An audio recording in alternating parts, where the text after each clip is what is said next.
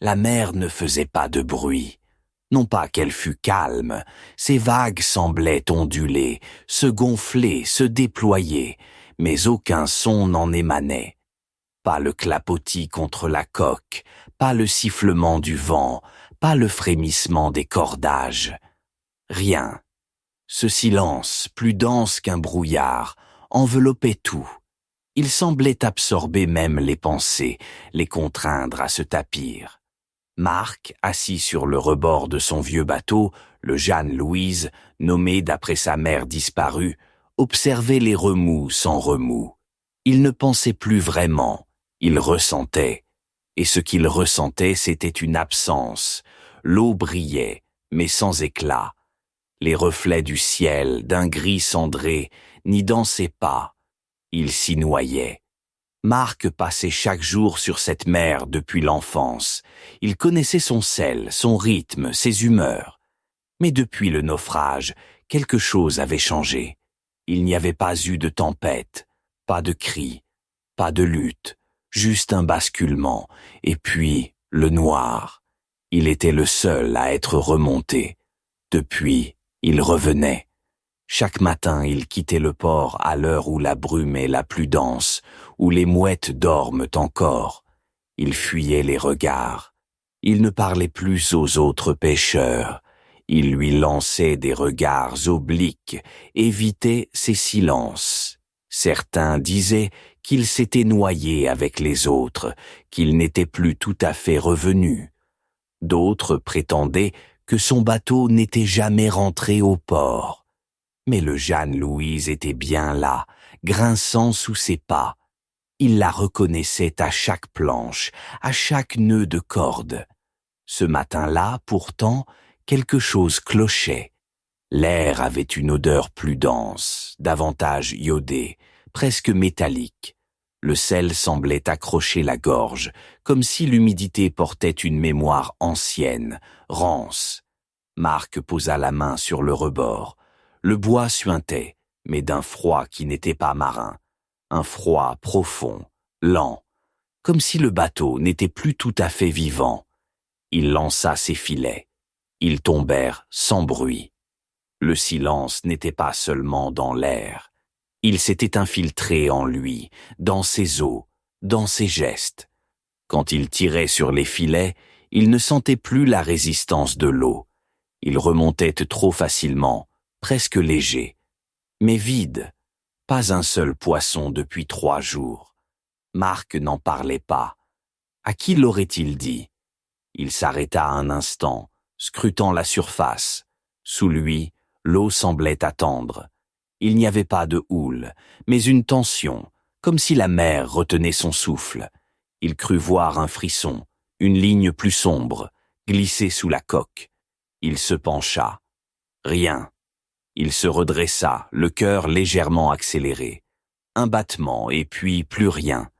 Il posa la main sur son torse, cherchant le rythme. Peut-être avait-il raté un moment, ou rêvé en plein jour. Ce n'était pas nouveau. Depuis le naufrage, les souvenirs s'étaient éparpillés. Il se rappelait des cris, parfois. D'un nom crié, était-ce le sien? Celui d'un autre? Il se souvenait d'un visage flou au-dessus de l'eau, ou dessous. Il ne savait plus. Un craquement le fit se retourner brusquement. Rien. Les voiles étaient repliées, le vent absent. Le bois n'aurait pas dû grincer. Il se leva lentement, scrutant le pont.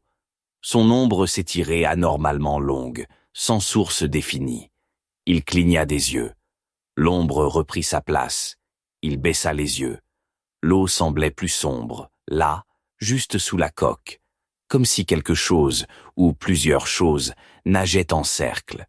Il recula d'un pas. Le silence, toujours. Même son propre souffle ne s'entendait plus. La mer, pourtant, bougeait. Elle respirait, mais sans bruit, comme un animal endormi à demi. Il s'accroupit, toucha l'eau du bout des doigts. Elle était tiède, trop tiède, comme le souffle d'un dormeur fiévreux. Les formes apparurent le lendemain. Au début, ce n'était qu'un jeu d'ombre, des reflets, pensait-il. des algues. Mais elles revenaient, toujours à la même distance, toujours à la même profondeur. Des silhouettes floues, allongées, qui semblaient suivre le bateau. Elles ne nageaient pas, elles glissaient sans hâte, parallèles à la quille. Il tenta de les ignorer. Il ferma les yeux, respira lentement. Quand il les rouvrit, elles étaient plus proches, et parfois, au détour d'un clignement, elles prenaient forme, des bras, des visages, des bouches entr'ouvertes, mais jamais de son, jamais.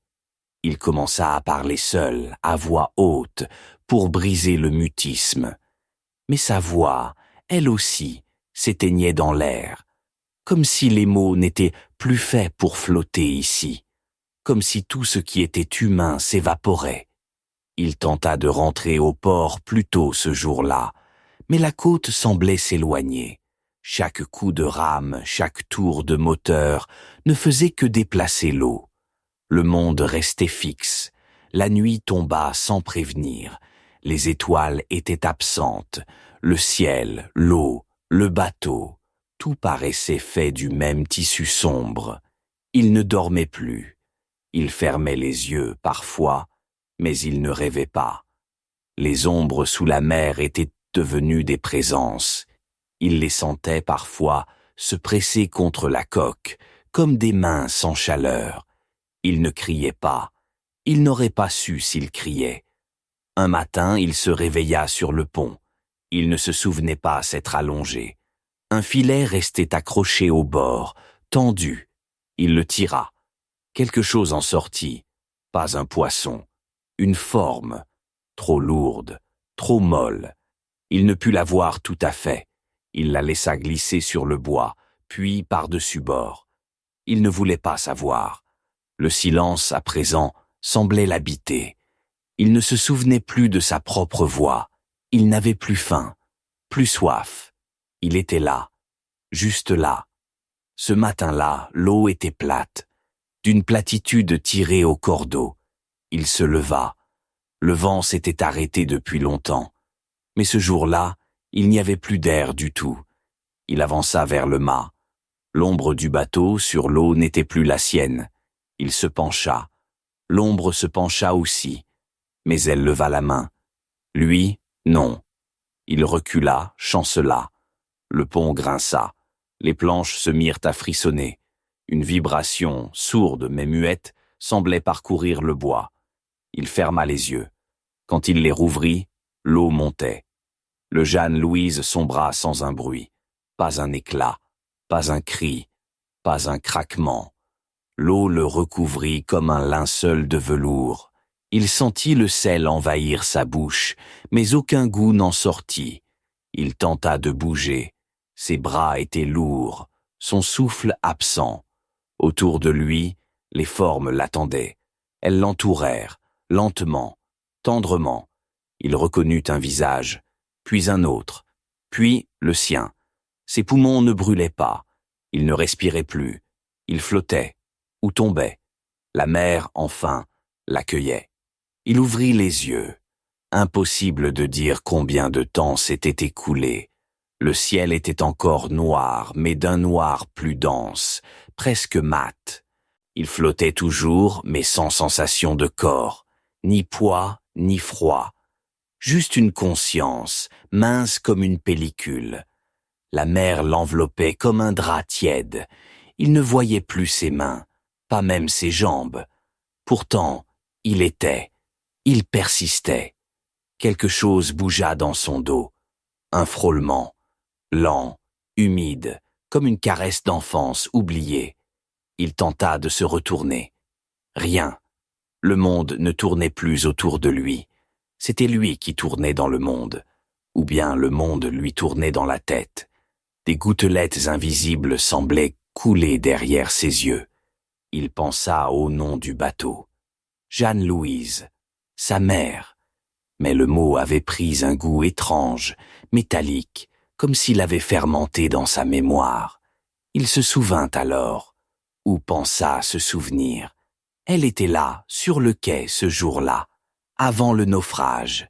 Elle l'avait regardé partir, mais elle était morte depuis 3 ans, enterrée près du vieux figuier, au nord du cimetière. Il le savait, il avait porté le cercueil, il l'avait vu baisser dans la terre. Alors qui? Un rire, ou un souffle, derrière lui, puis plus rien. La mer se contracta sous lui, imperceptiblement. Une pulsation, comme le battement d'un cœur immense, endormi sous les vagues. Il comprit que le silence n'était pas absence de bruit. C'était un bruit si vaste, si ancien, que les oreilles ne pouvaient plus le comprendre. C'était un chant que seuls les noyés entendaient, et il en connaissait désormais la première note. Il rouvrit les yeux sur le port, mais quelque chose n'allait pas. Le bois des quais était trop lisse, trop récent. Les filets pendaient, inutilisés, secs comme des toiles d'araignée. Les bateaux, à quai, étaient figés, recouverts de sel blanchi. Il marcha, pieds nus, et sentit le sol trop souple sous ses pas, comme si ce port n'était qu'un souvenir, reconstruit à la hâte, imparfait. Les autres pêcheurs l'ignoraient, pas qu'ils l'évitassent, ils ne semblaient pas le voir. Leurs gestes étaient mécaniques, leur visage flou. Il reconnut pourtant quelqu'un, Loïc, son vieil ami, mort dans le naufrage. Il le vit tirer un filet vide, puis recommencer. Encore, encore. Marc cria, ou pensa crier. Rien ne sortit.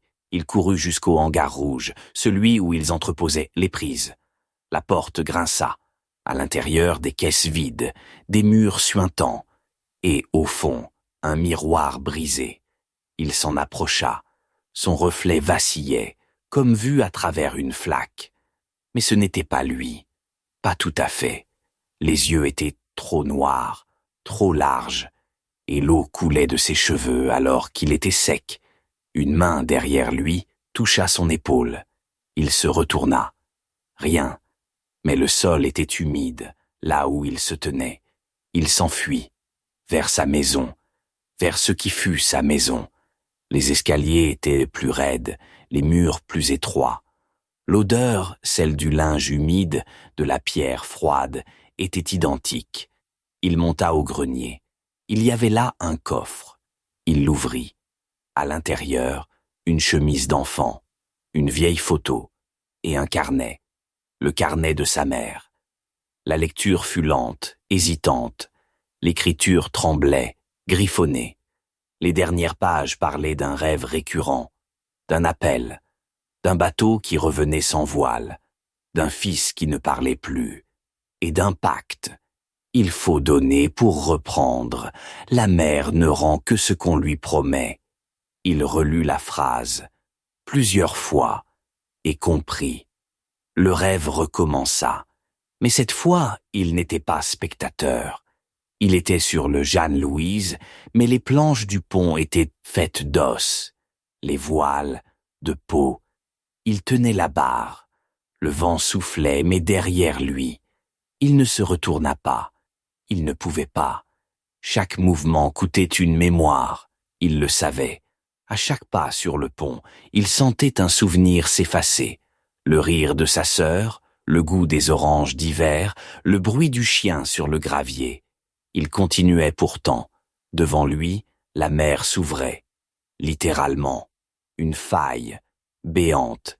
Et dans cette ouverture, des visages, des bras, des reflets de lui, des morceaux d'un passé fragmenté. Il comprit que le naufrage n'avait pas été un accident, qu'il l'avait causé, pas volontairement, mais par sa présence, par ce qu'il portait. Sa mère le savait. Elle l'avait toujours su. Elle avait tenté de l'éloigner de la mer, mais l'appel était plus fort. Ce n'était pas lui qu'elle nommait Jeanne-Louise. C'était ce qu'elle avait voulu enfermer. La mère n'avait jamais voulu lui rendre sa mère. Elle voulait qu'il prenne sa place.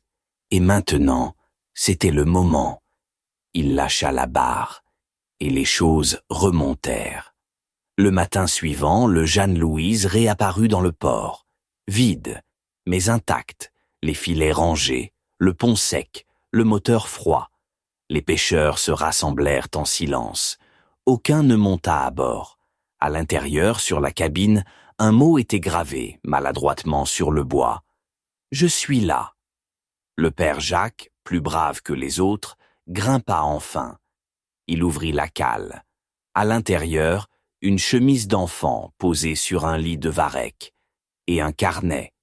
Mais pas de nom, pas de trace de marque. Ce fut Jeanne, la fille du gardien du port, qui retrouva autre chose. Elle descendit dans la cale, plus tard, alors que les autres étaient partis. Elle y retourna seule, sans prévenir. Elle revint en courant. Elle ne dit rien, mais elle ne parla plus jamais. Elle gribouilla des dessins, des jours entiers, des formes sous l'eau, des silhouettes, et un visage, toujours le même, le sien, à elle, ou presque. Les années passèrent, le Jeanne-Louise resta amarré, mais aucun ne voulut plus y toucher.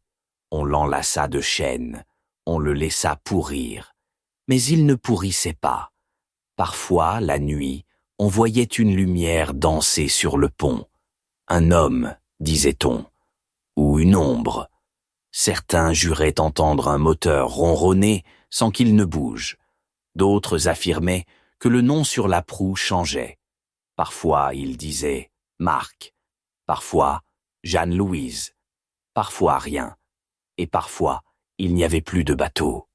Un matin, un enfant disparut. Il avait joué près du quai. Personne ne l'avait vu tomber. Les filets étaient vides. Mais l'eau, ce jour-là, n'avait pas de rides. On retrouva sa chemise, posée sur les planches du Jeanne-Louise, et le carnet, à nouveau, ou un autre, avec la même phrase réécrite, soulignée, « Il faut donner pour reprendre ». Et la mer recommença à briller mais sans éclat, à briller comme un œil qui ne cligne plus. On dit que sous certaines lunes, quand le vent dort et que les filets restent vides, le silence revient, un silence plus lourd que la pierre, plus vaste que le ciel, et dans ce silence, si l'on écoute, on entend presque une voix, pas un cri, un nom, le sien, ou celui qu'on portera, car la mer ne rend jamais ce qu'elle prend, elle échange et elle attend.